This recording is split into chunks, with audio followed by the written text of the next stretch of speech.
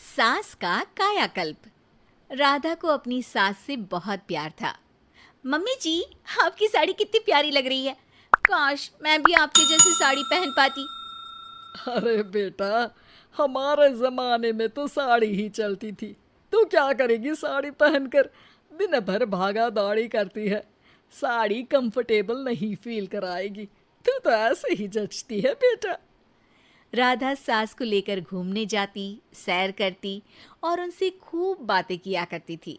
एक दिन, अरे राधा और माँ सुनो, अब हम लोगों को बम्बई चलना पड़ेगा।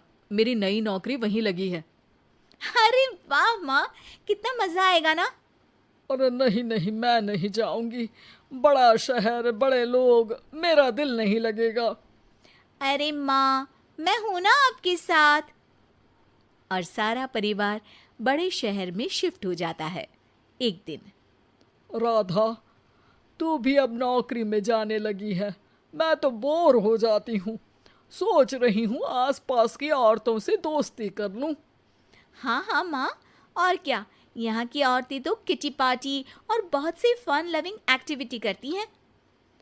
तो बेटा, दो चार फन लविंग से मुझे भी मिलवा देना। बहू सास के साथ बाहर निकलती है तो देखती है कि सास की उम्र की जो औरतें टहल रही हैं, उनका पहनावा ओढ़ावा सास से बिल्कुल अलग है। लेकिन फिर भी राधा एक औरत को रोकती है। Hello aunty, how are you? Oh great darling. Aunty, हम लोग यहाँ नए शिफ्ट हुए हैं। ये मेरी मम्मी है। क्या ये कल से आप लोगों को ज्वाइन कर सकती हैं?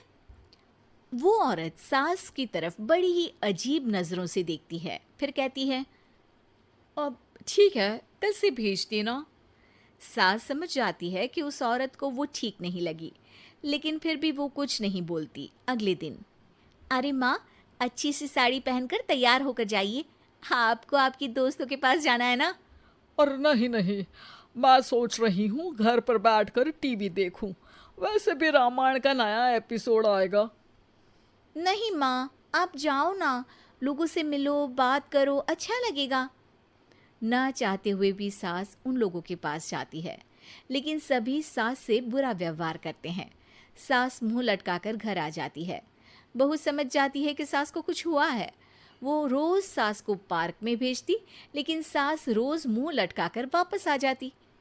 क्या हुआ माँ, आप बाहर जाकर खुश नहीं होती हैं? अरे बेटा, खुश तो हूँ लेकिन लेकिन क्या माँ, आपको तो लोगों से मिलना, बातें करना अच्छा लगता था। मैं देख रही हूँ कि आजकल आप बाहर से आती हैं तो परेशान सी दिखती हैं। सास कुछ नहीं कहती, अपने कमरे में चली जाती है। अगले दिन राधा चुपके से सास के पीछे पार्क में जाती है। हेलो, कैसे हैं आप लोग? एक औरत मुंह बनाकर साइड हो जाती है। सभी एक दूसरे से बात करती हैं, लेकिन राधा की सास साइड में चुपचाप अकेली बैठी रहती हैं। राधा घर आती है और सास के वापस आने का इंतजार करती है। सास मुंह लटकाकर घर आती है। अरे मम्मी जी, तब से इंतजार कर रही हूँ, जल्दी तैयार हो जाइए, मार्केट जाना है। राधा सास को लेकर बाजार जाती है और उन्हें कुछ मॉडर्न कपड़े दिलाती है।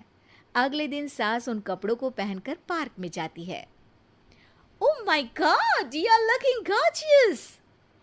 ब्यूटीफुल टॉप, कहाँ से लिया? हे, मेरे घर में कल किटी है, तुम जरूर आना। अजीब औरतें हो तुम लोग। मैं रोज आती थी तब तो तुम लोग सीधे मुंह बात भी नहीं करती थी। आज इन कपड़ों को देखकर तुम मुझे घर बुला रही हो। लेकिन सुनो, अब मुझे तुम लोगों से कोई बात नहीं करनी और ना ही दोस्ती करनी है। अरे तुम तो बुरा मान गई। वैसे दोस्ती नहीं करनी थी तो ये कायाकल्प क्यों किया? ये मेरी बहू ने किया है। मैं यहाँ सिर्फ ये देखने के लिए आई थी कि तुमको मुझसे समस्या है या मेरे कपड़ों से।